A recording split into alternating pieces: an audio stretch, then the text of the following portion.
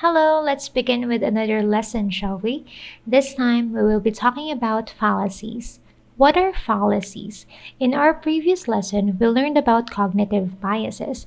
People often confuse them with each other, so let's review.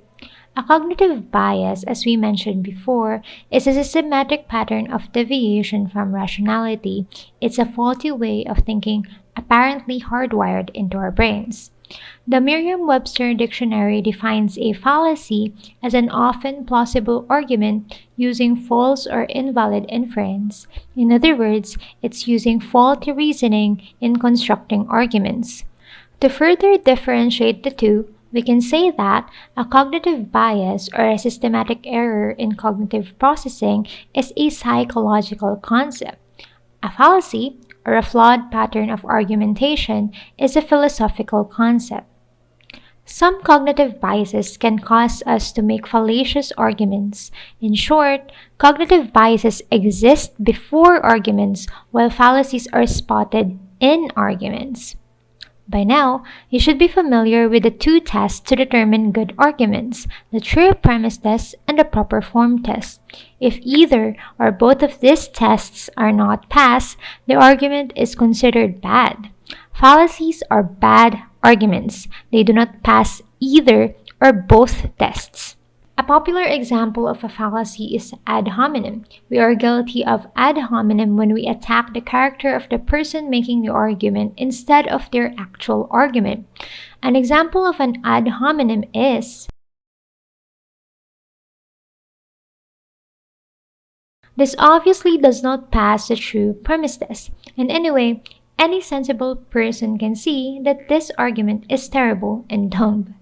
Some fallacies, like the straw man and red herring fallacies, make for bad counter arguments because they miss the point of the original argument. A straw man fallacy attacks a weaker version of an argument. It distorts or exaggerates it, and then refutes the distorted or exaggerated version instead of the actual argument. Basically, it misrepresents the argument so that it can be refuted more easily.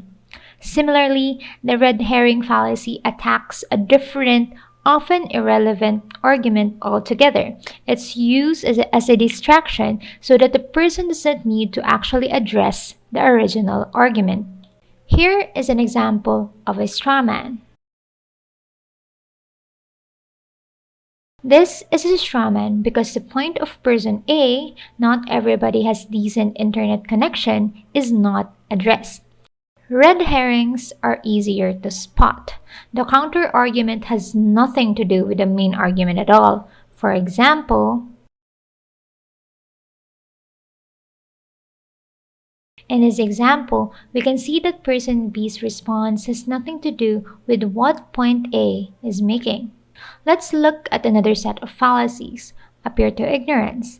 This fallacy occurs when you argue that something is true because there's no ready evidence that it's false. It shifts the burden of proving the claim away from the one making it. For example,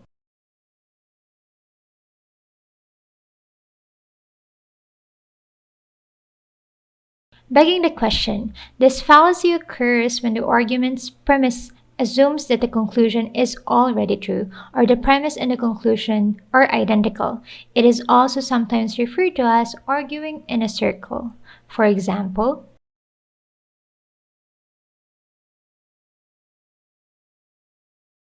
here are some more fallacies that are pretty self-explanatory. Appeal to popularity. This fallacy occurs when you argue that something is true because it's popular. For example, appeal to novelty. This fallacy is present in arguments that assumes something is true because it's new or modern. For example,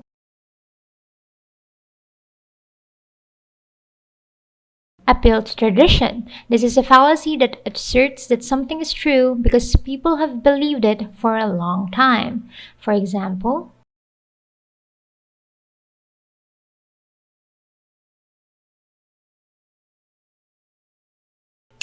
it's not always easy to spot bad arguments through the true premise test and the proper form test. So it's handy to be familiar with common fallacies. By learning about ad hominem, straw man, and red herring, we don't need to refer to the two tests. Instead, we can simply identify if an argument is fallacious.